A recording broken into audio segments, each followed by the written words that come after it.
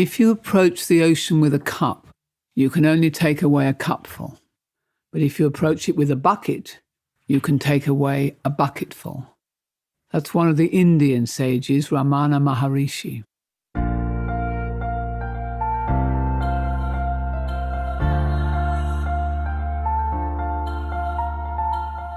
This is Walking Your Talk, a personal development podcast about leadership, authenticity, and courage. I'm Carolyn Taylor, and I've spent my life working with leaders in organizations on how to change their culture. But this is much more personal. If you want to be known as someone who walks your talk at work and beyond, then this podcast is for you.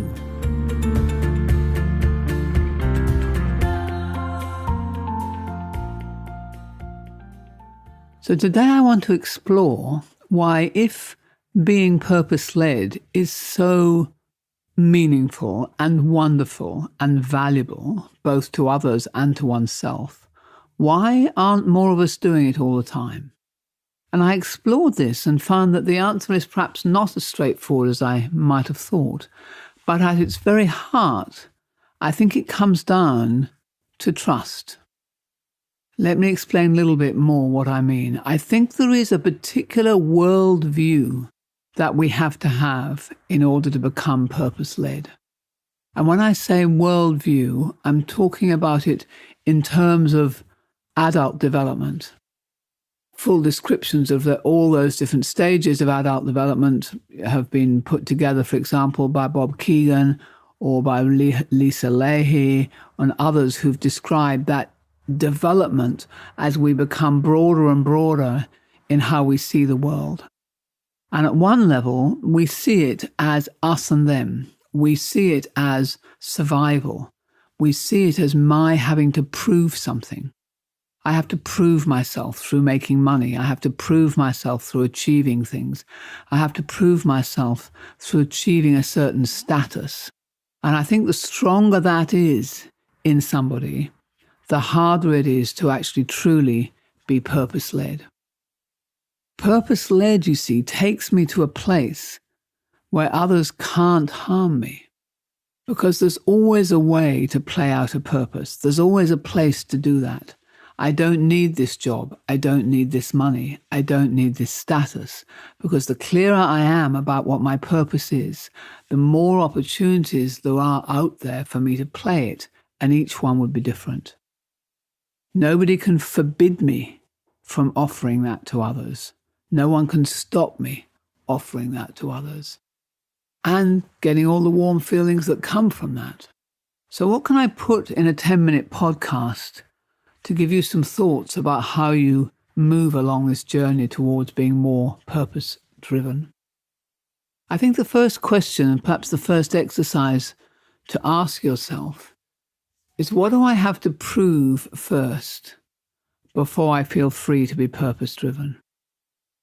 Do I have to prove that I have to make a certain amount of money, or that I can achieve certain things, or that I can make certain status? And where are those moments where I prioritize that over fulfilling a purpose, which is about contributing to others? And when can I do both? And when do I have to choose? And when I do choose, which way do I go? Let's work through an example. Let's imagine you're a consultant, as I have been. You can transfer everything you know how to do to your client, and then they will grow, be very satisfied, but not necessarily need you anymore. So you've fulfilled your purpose, but you're risking your financial goals. Which way do you go? Well, let's say you have a very talented person working for you who is contributing a lot to your performance. Do you try to hold on to them? Or do you encourage and promote them and encourage them to go elsewhere and to get a bigger job somewhere else? And what I've found makes a difference in that moment, those moments where we have the choice to be altruistic, to think bigger picture, and to think contribution to a purpose versus think my short-term needs. What makes a difference is what's called the abundance mindset. And the abundance mindset is very different from the scarcity mindset. One believes that there is always more.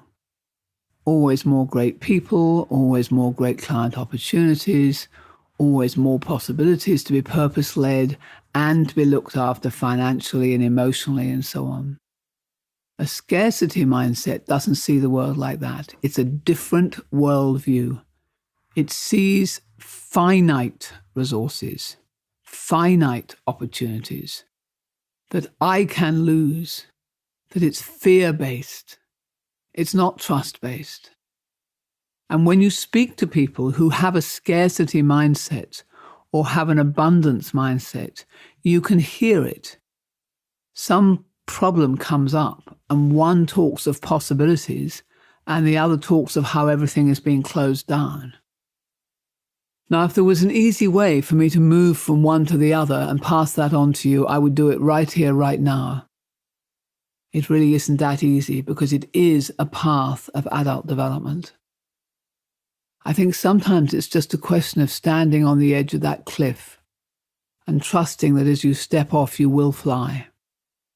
And I think if you believe enough in your purpose, that it will win through, that it will pick up steam, and then in some way, some karmic response will happen, that you do get back what you sow, you reap what you sow, what you give out comes back to you.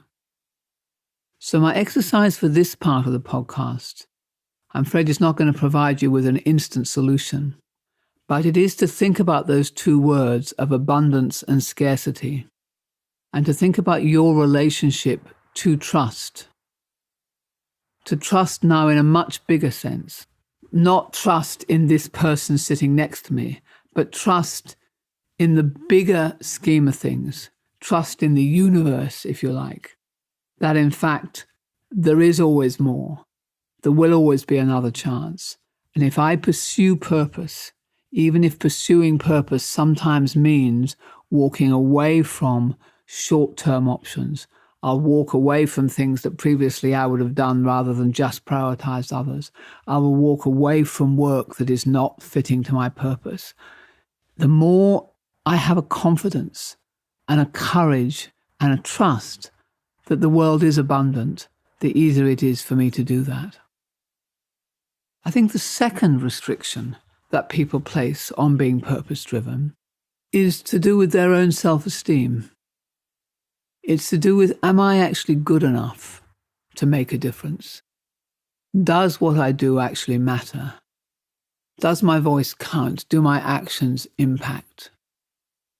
I've met a number of people who I think are holding back from being truly purpose-driven, where it's not so much that they don't trust that the world will support them, but rather that they don't trust themselves and haven't found that niche, the difference that they can make. And so they hold back. And to you, I want to encourage, which means to breathe courage into others. I'm reminded actually of some of the very best people that I've met working in the public sector, the volunteer sector. Often there are hardworking, caring, technically excellent people, rarely praised, rarely paid what they're really worth. And actually those people I find are already very purpose-driven, but perhaps don't really feel that. They feel resentful, they feel underheard, they feel undervalued. So my message to you, if you're someone who actually does do a lot of good and is good in the world, is that you do make a difference. And to bask in that and to remind yourself every day how much worse things would be without you. So the journey to be purpose-driven as an individual and as a team or an organization is a journey, I think, of increasing belief and conviction in what you do, its purpose and its value. And the obstacles to overcome there are two. One is to have the trust in the abundance that the world will support, will contribute, and will help, actually, your pursuit of that purpose.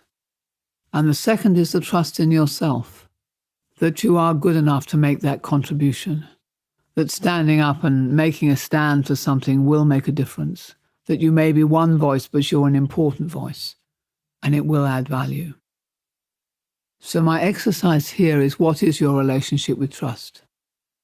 and the affirmation, 2 affirmations, I think. One is, there will always be more options, more opportunities, more money, more support. And the second is, I am enough. I make a difference. If you've never worked with affirmations before, the technique is you just swirl them around in your mind as you go through the day. You watch how your mind kind of resists them and ridicules them, and you just keep on swirling them. After a while, they begin to stick. So this ends the 4 episodes that I wanted to share with you on purpose. I hope you find ways to use purpose more in your life, because I really do think it is the bedrock of much of the other work that we've been doing throughout this podcast. I wish you well with that, and I look forward to next week when we will introduce a new series and a new topic. Goodbye.